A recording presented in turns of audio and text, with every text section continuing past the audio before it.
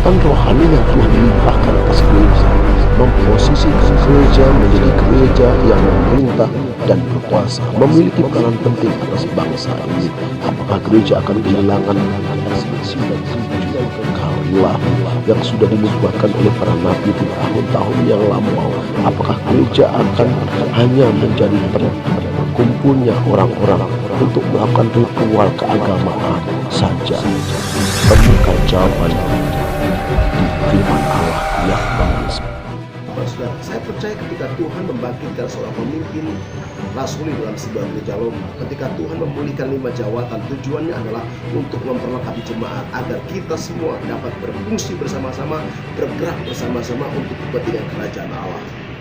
Kenapa sampai saat ini ada banyak orang yang memiliki sudut pandang dan penilaian yang berbeda-beda tentang dunia politik contohnya, tentang dunia hukum contohnya. Mereka selalu bilang bahwa dunia politik itu penuh dengan intrik, penuh dengan kecurangan, tidak sehat.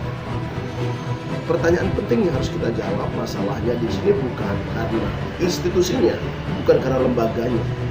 Penyebabnya karena Tuhan belum mendapatkan orang untuk Tuhan bisa pakai membawa perubahan, membawa terobosan di lembaga, di institusi yang ada.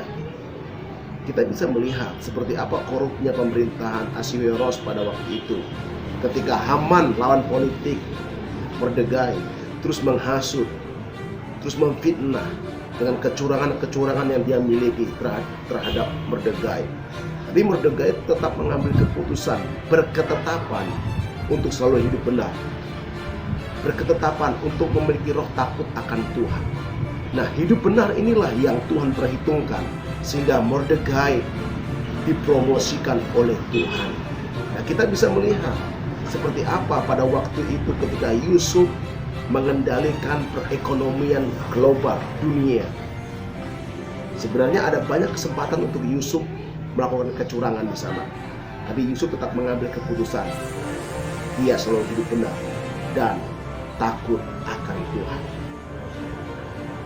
Hati yang selalu hidup benar atau orang yang memiliki roh takut akan Tuhan, orang-orang seperti inilah yang akan Tuhan pakai untuk membawa perubahan, untuk membawa terobosan atas bangsa ini. Dan saya percaya itulah saudara dan saya.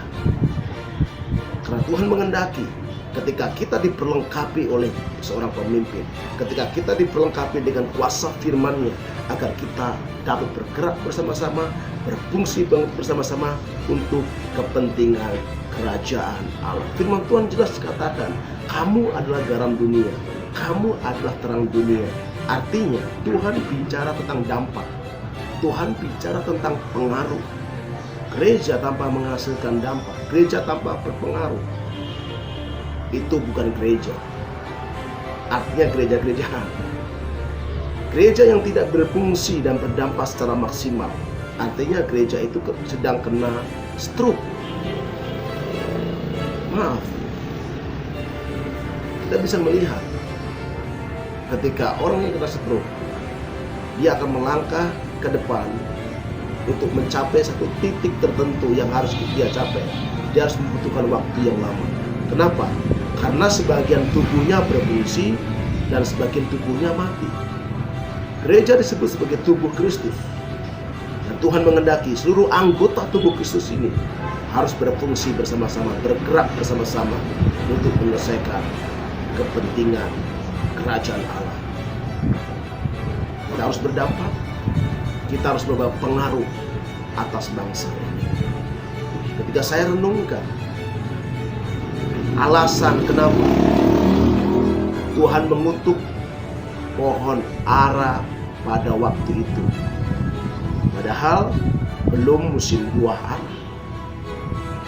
Apakah Tuhan main hakim sendiri semena-mena asal kutuk? Tidak. Ternyata proses bertumbuhnya biji atau buah pohon ara di Israel Palestina pada waktu itu adalah ketika daun-daunnya itu gugur, tentunya dia akan mulai bersemi dan muncul daun-daun yang baru dan yang hijau. Ketika daun itu mulai bertumbuh banyak, besar, lebat daunnya, dia akan diikuti oleh biji buah ara tersebut. Nah, otomatis jika daunnya sudah lebat, pasti pohon ara itu pasti sudah ada buahnya.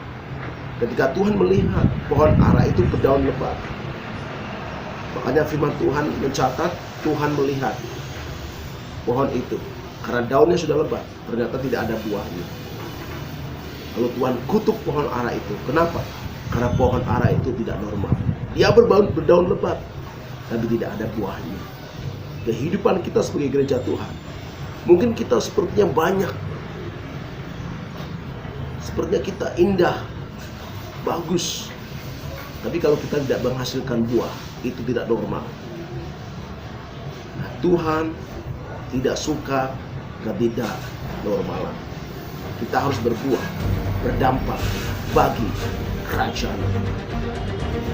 Ketika kita membaca di dalam Matius pasal 16 ayat 17 sampai 19, di dalam konteks Injil Kerajaan Allah, tujuan gereja direpresentasikan oleh Yesus Kristus sendiri, disingkapkan oleh Tuhan Yesus tentang tujuan gereja. Yang pertama, gereja harus terhubung dengan Bapa. Gereja harus terhubung dengan surga. Tuhan berkata kepada Simon, "Berbahagialah engkau Simon bin Yunus, sebab bukan manusia yang menyatakan itu kepadamu, melainkan Bapa-Ku yang di surga." Surga. Gereja harus terhubung dengan surga. Gereja harus terhubung dengan Bapa. Yang kedua, gereja harus memiliki otoritas untuk menutup pintu gerbang neraka. Artinya apa? Tuhan akan memakai orang, akan memakai kita untuk membuat terobosan, perubahan, memulihkan keadaan yang ada dan menutup pintu gerbang neraka. Artinya apa?